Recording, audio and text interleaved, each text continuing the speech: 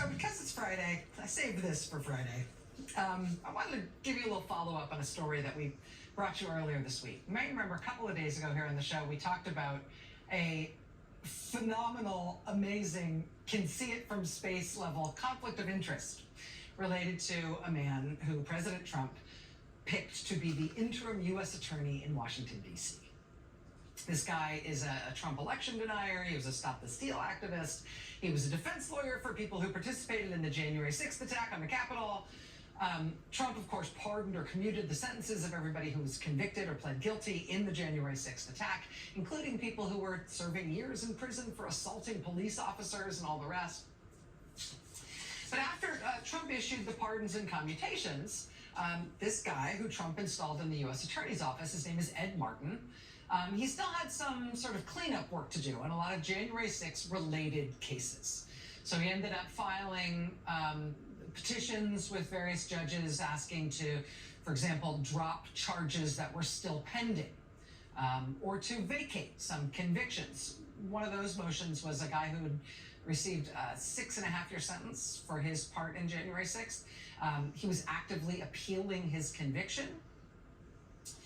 This application was made to vacate that conviction, to essentially short-circuit the appeals process. This guy had a defense lawyer in his criminal case. His defense lawyer was Ed Martin, the same Ed Martin who's now the U.S. attorney in Washington, D.C. And it was Ed Martin who filed the application in that guy's case saying the Justice Department, which had previously been prosecuting this case, they'd now like the court to vacate this matter. So in other words, Trump's U.S. attorney, Ed Martin, switched sides in the courtroom. He had been the defense lawyer for this guy, and then in the same case, he moved over to the prosecution side and said, yeah, I know I was his defense lawyer, but now I run the government side of things, and as Ed, I think you should drop that case. Lawyers aren't allowed to be the lawyer on both sides of a case. We have an adversarial system. You can't be the lawyer on both sides. Switching sides in a case is a very obvious no-no for lawyers everywhere, but it's also specifically against the rules at DOJ. DOJ regulations, quote, require lawyers to step aside from cases involving their former clients for at least a year. Not if you're Ed, though. Ed was this guy's defense lawyer, and he now wants to be the prosecutor in that case, too. The prosecutor who thinks this case should no longer be prosecuted. You can't take both sides in a case, Ed. No word on whether his boss, newly confirmed Attorney General Pam Bondi, is going to be taking care of that or addressing it at all. But that's sort of on her desk as she arrives at the Justice Department. Meanwhile, another wrinkle has emerged in this matter over the last couple of days. Turns out that after Reuters reported on this, again, you can see it from space, conflict of interest in this one particular case, Ed Martin actually submitted a motion to the court to withdraw as the counsel of record for his client. He did not mention his new job in the filing. He didn't say why he wanted to withdraw as counsel of record. But then this was the response that he got from the judge. Quote, your attorney renewal/government certification has not been received.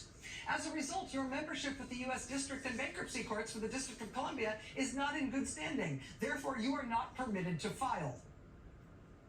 In other words, Ed Martin, who Trump has named U.S. attorney in Washington, D.C., is not currently licensed to practice law in court in D.C. He somehow failed to renew his membership to practice law there, even though he's been doing his new job there for a couple of weeks now since Trump has been president. He apparently has until next week to fix the problem. A spokesperson for his office has declined to comment on this matter. But, I mean, how many strikes does Ed get?